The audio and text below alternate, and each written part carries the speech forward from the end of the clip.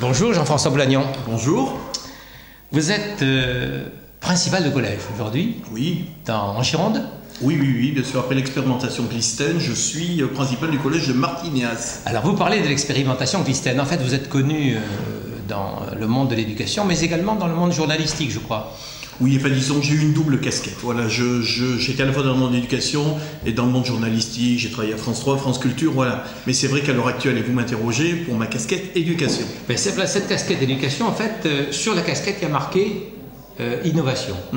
Parce que projet Déclic, projet Clisthène, donc pour vous, l'innovation, c'est essentiel. Alors, une question. Est-ce que dans la loi, dans le projet de loi sur la refondation et la programmation de l'école de la République, l'innovation est au rendez-vous? Ben pour le moment, je suis déçu parce que j'espérais que dans l'intégralité du projet, il y aurait des articles qui seraient consacrés à ça. Visiblement, non. Et c'est une mauvaise surprise. Bon, mais il ne faut pas tirer sur le ministre. Je crois qu'il va y avoir la création d'un Conseil national de l'innovation comme celui qui avait existé il y a une dizaine d'années. Ceci dit, je crois qu'il y a vraiment, dans la loi de refondation de l'école, il y avait une nécessité de redire encore une fois que l'innovation est nécessaire au système et que partout, par capillarité, dans chaque département, il doit y avoir des innovations pour faire évoluer le système. Puisque le faire évoluer globalement, c'est compliqué. Et pourtant, un ministre chargé un peu de l'innovation, non? Oui, ministre de la réussite éducative, Georges Paul Angevin. Oui, mais il semble qu'elle n'ait pas l'intitulé de son ministère ne correspond pas à la réalité de son pouvoir. Bon, alors, innover avec les enseignants. Comment faire pour faire en sorte que les enseignants acceptent, soient aidés à rentrer dans l'innovation? Bon, pour moi, le problème numéro 1 est celui de la formation des professeurs. On a une particularité en France qui nous caractérise à l'intérieur de l'OCDE, c'est que depuis un siècle, les professeurs finalement déterminent leur identité professionnelle par le savoir et pas par la professionnalité. Et ça, il faut que ça évolue. Ça fait 30 ans que tous les politiques en parlent, mais personne ne le fait. Je crois qu'à l'heure actuelle, les esprits sont prêts. Je suis un peu déçu d'ailleurs par ce que donne le résultat de la refondation par rapport à ça. Je crois qu'il faut bouger les choses fondamentalement, c'est-à-dire recruter les professeurs à Bac+2 et leur donner 2 ou 3 années de professionnalité. Certes, il y a le savoir, mais le savoir aujourd'hui, les professeurs sont concurrencés partout. Et puis après, il y a la professionnalité, la manière d'enseigner, la capacité à répondre aux élèves, des choses de ce type-là. Et c'est sur ça, je veux dire, qu'il faut une vraie formation. Lorsque vous avez lancé le projet Déclic, puis le projet Clisthène, le numérique était un peu balbutiant. Aujourd'hui, il est davantage présent dans la société et dans l'école.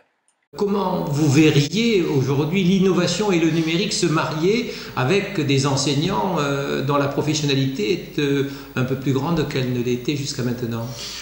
En tout cas, ce qui est sûr, c'est que on est sur une révolution anthropologique et que par rapport à ça, il faut que le système évolue. À l'intérieur on est sur une révolution anthropologique, on est aussi sur une modification même des processus cognitifs. Et la question qu'on peut se poser, c'est évidemment celle de la place de l'école dans cette évolution.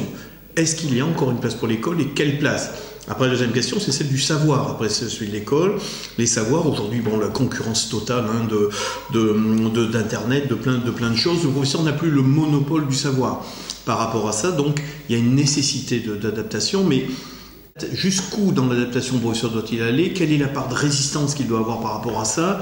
C'est une question aussi importante. Et puis le troisième point que je vous soulevais, donc, c'est évidemment celui de la professionnalité des professeurs pour pouvoir rentrer dans cette révolution anthropologique. J'ai appris, quand on cherche, on trouve, incidemment, et sur le numérique on trouve beaucoup, que vous étiez en train de préparer un nouveau projet?